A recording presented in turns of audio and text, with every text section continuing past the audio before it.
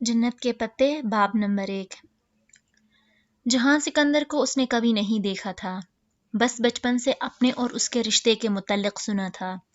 वो साल भर की थी जब सबीन फुप्पो पाकिस्तान आई और फरते जज्बात में अपने 8 साला बेटे के लिए उसका रिश्ता मांग लिया। जज्बाती सी कार्रवाई हुई और दोनों बहन भाइयों ने बच्चों का निकाह कर दिया। तब 8 साला जहां उसके साथ था, फिर वो तुर्की चला गया। 21 साल गुजर गए, वो तुर्की में ही रहा, कभी पाकिस्तान नहीं आया। और उस विजिट के बाद तो सबीन फुप्पो भी नहीं आई। न कभी उन्होंने कोई तस्वीर भेजी, न खत लिखा। अगर कभी कोई तुर्की चला जाता तो उनसे मिल आता, वरना उनसे राबते ना होने के बराबर रह गए थे। इंटरनेट वो इस्तेमाल नहीं करती थी। अगर जहां करता था तो भी उसका कोई ईमेल, फेसबुक, ट्विटर, किसी के पास कुछ भी ना था। इरम वगैरह उसे फेसबुक पर सर्च कर करके थक गए थे, मगर तुर्की का कोई जहां सिकंदर उन्हें नहीं मिला था। शुरू के चंद बरस फुप्पो बहुत फ़ोन करती थीं, फिर आहिस्ता आहिस्ता ये राबते ज़िंदगी की मसरूफियात में खो गए।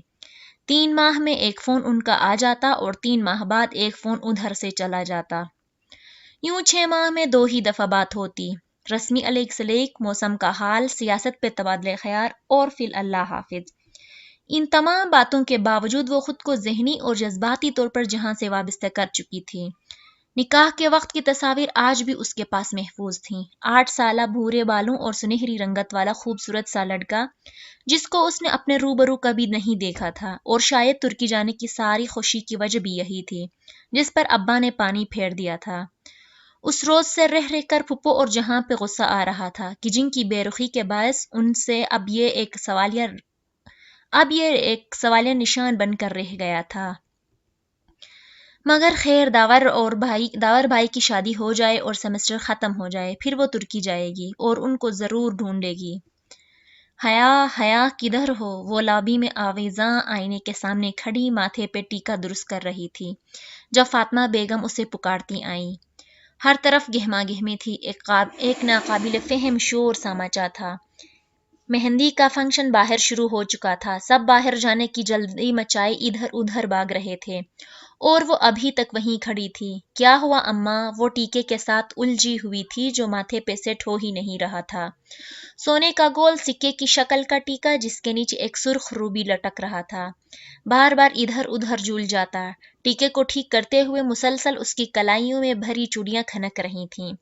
जल्दी आओ, तुम्हारे अब्बा बुला रहे हैं, किसी से मिलवाना है तुम्हें। उनकी आवाज में खुशी की रमक महसूस करके वो चौंक कर उनको देखने लगी। नफीस सी सिल्क की साड़ी और डायमंड्स पहने वो खासी बावकार और खुश लग रही थीं। उनकी उंगलियों ने टीका छोड़ दिया। दिल जोर से धड़का। क्या फुप्पो आ गई थी और उनका मगरूर बेटा भी? किधर हैं अब्बा? वो धक धक करते दिल के साथ उनके पीछे बाहर निकली। गेट के करीब सुलेमान खड़े दिखाई दे रहा था। उनके साथ एक खूबरू सा लड़का खड़ा था जिसके शाने पे हाथ रखे वो कुछ कह रहे थे। सामने खासे बावकार से सूट में मलबूस एक साहिब और एक डिसेंट सी खातून थी। वो दोनों पहलुओं से लहंगा जरा सा उठाए हुए उनके करीब आई। ये हया है, मेरी बेटी। सुलेमान साहिब ने मुस्कुराकर उसे शानों से थामा। अस्सलाम वालेकुम। उसने सर को जुम्बुश देते हुए मध्यम सा सलाम किया। वालेकुम अस्सलाम बेटा। वो तीनों दिलचस्पी से उसे देखने लगे। उसने डल गोल्डन लहंगा और कामदार ब्लाउज पहन रखा था। ब्लाउज की आस्तीन आधी से भी छोटी थी और उनसे निकलते उसके धूधिया बाजू सुनहरे मोतियों की शुआओं में सुनहरे दिख रहे थे। भारी कामदार दुपट्टा उसने गर्दन में डाल रखा था। बाल हमेशा की तरह सीधे करके कमर पर गिरा रखे थे। टीके के साथ के सुनहरे झुमके कानों से लटक रहे थे और मलाई से बना चेहरा हल्के से सिंगार से मजीद दिलकश लग रहा था। उसने काजल से लबरें पलके उठाई। वो तीनों सताइशी निगाहों से उसे देख रहे थे। और हया, ये मेरे दोस्त हैं उमेर लगारी, ये महनाज भाभी हैं और ये उनके साहिबजादे हैं वलीद। उनके दिल पे एक बोझ सा आ गिरा। आंखों में बेइख्तियार नमकीन पानी भर आया जिसे उसने अंदर उतार लिया। Nice to meet you. वो मेहमान आने लगे हैं। मैं फूल की पत्तियां इधर रख आई थी, सब मुझे ढूंढ रहे होंगे तो मैं। हाँ हाँ, तुम जाओ, इंजॉय करो। सुलेमान साहिब ने आहिस्तगी से उसके शानों से हाथ हटाया। वो माजरत खाना मुस्कुराती गेट के जानिब बढ़ गई। باہر آ کر اس نے بے اختیار آنکھوں کے بھیگے گوشے صاف کیے اور ایک نظر پلٹ کر ان کو دیکھا، پھر سر جھٹک کر اندر آگے بڑھ گئی۔ ان کے گھر کے ساتھ خالی پلاٹ میں شامیانے لگا کر مہندی کا فنکشن ارینج کیا گیا تھا۔ مہندیاں دونوں گھرانوں کی الگ الگ تھیں۔ گیندے کے پھولوں اور موتیے کی لڑیوں سے ہر کونا سجا تھا۔ روشنیوں کی ایک بہار سی اتری ہوئی تھی۔ تقریب سے گریٹڈ تھی، مرد الگ، عورتیں الگ۔ ہاں، عورتوں والی طرف خاندان کے مردوں کا آنا جانا لگا تھا۔ میوزک سسٹم کے ساتھ ڈی جے بیٹھا تھا اور مووی میکر کیمرہ لیے پھر رہا تھا۔ ارم بھی سلور کامدار لہنگے میں ادھر ادھر گھوم رہی تھی۔ وہاں ڈی جے، مووی والے اور ریفریشمنٹ سرو کرتے ویٹرز باہر کے مرد تھے۔ مگر آج تو شادی کا ایک فنکشن تھا، پھر سر ڈھکنے کی پابندی کیسے ہوتی؟ شادیوں پہ تو خیر ہوتی ہے نا۔ حیا ڈانس شروع کریں؟ ارم اپنا لہنگا سنبھالتی اس کے پاس آئی۔ دھاور بھائی پہ سارے ارمان نکال کر تمام رسمیں کر کے ان کو مردانے میں بھیج دیا گیا تھا۔ ہاں ٹھیک ہے، تم گانا لگواؤ۔ اور یہ کون ہے؟ وہ مصروف سے انداز میں ارم سے بولتی لہجہ بھر کو چونکی۔ سامنے والے کرسیوں کی قطار کے ساتھ ایک لڑکی کھڑی ایک کرسی پہ بیٹھی خاتون سے جھک کر مل رہی تھی۔ اس نے سیاہ عبایا پہ اوپر اسٹول لے رکھی تھی۔ وہ عورتوں کا فنکشن تھا۔ پھر بھی عجیب بات تھی کہ اس لڑکی نے انگلیوں سے نقاب تھام رکھا تھا۔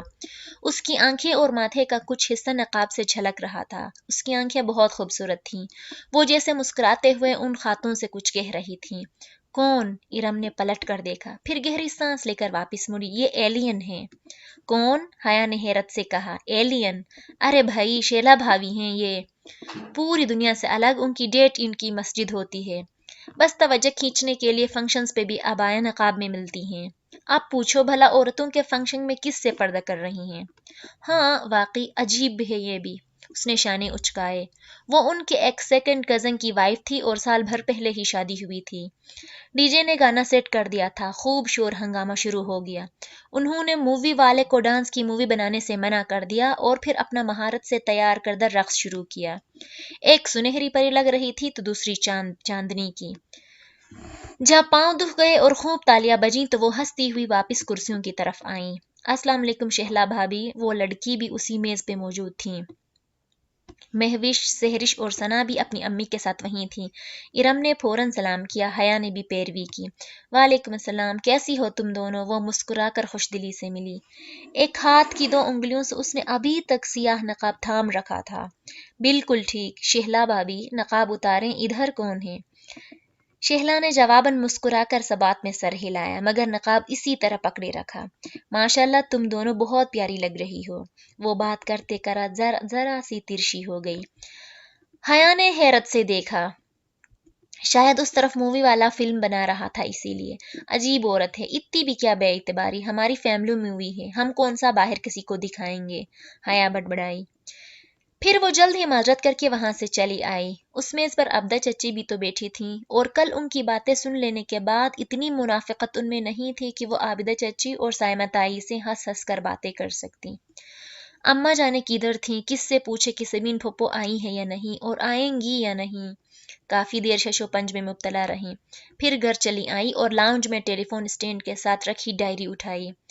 رقص کے باعث پاؤں درد کرنے لگے تھے۔ وہ صوفے پہ دھم سے گری، ایک ہاتھ سے گولڈن ہائی ہیلز کے اسٹرپس کھول کر انہیں اتارا اور ننگے پاؤں ٹھنڈے ماربل کے فرش پر رکھ دیے۔ ساتھ ہی وہ ڈائری کے صفحات پلٹتی سمین پھپھو کا نمبر تلاش کر رہی تھی۔ اس نے کبھی ان کو یوں فون نہیں کیا تھا، مگر آج وہ دل کے ہاتھوں ہار گئی تھی۔ ترکی کا وہ نمبر مل گیا تھا۔ اس نے ریسیور اٹھایا اور نمبر ڈائل کیا۔ گھنٹی جانے لگی تھی۔ اس کے دل کی دھڑکن تیز ہو گئی۔ 5ویں گھنٹی پہ فون اٹھا لیا گیا۔ ہیلو، بھاری مردانہ آواز اس کی سماعت سے ٹکرائی۔ السلام علیکم۔ اس نے خشک لبوں پہ زبان پھیر دی۔ جواباً وہ کسی انجان زبان میں کچھ بولا۔ میں پاکستان سے بات کر رہی ہوں، وہ گڑبڑا کر انگلش میں بتانے لگی۔ پاکستان سے کون؟ اب کہ وہ انگریزی میں پوچھ رہا تھا۔ اس کی آنکھوں میں پانی بھرنے لگا۔ میں سبین سکندر کی بھتیجی ہوں، پلیز ان کو فون دے دیں۔ وہ جواہر تک گئی ہیں، کوئی میسج ہے تو بتا دیں، وہ مصروف سے انداز میں کہہ رہا تھا۔ اب یہ جواہر کیا تھا اسے کچھ اندازہ نہ تھا۔ وہ سبین پھپھو نے پاکستان نہیں آنا کیا اور دھاور بھائی کی شادی پر؟ نہیں، وہ بیزی ہیں۔ شاید وہ فون رکھنے ہی لگا تھا کہ وہ کہہ اٹھی، آپ کون؟ ان کا بیٹا جہاں کھٹ سے فون رکھ دیا گیا۔ اس نے بھیگی آنکھوں سے ریسیور کو دیکھا اور پھر زور سے اسے کریڈل پر پٹخا۔ بے اختیار امڑ آئے آنسو صاف کرتی وہ جھک کر سینڈل پہننے لگی۔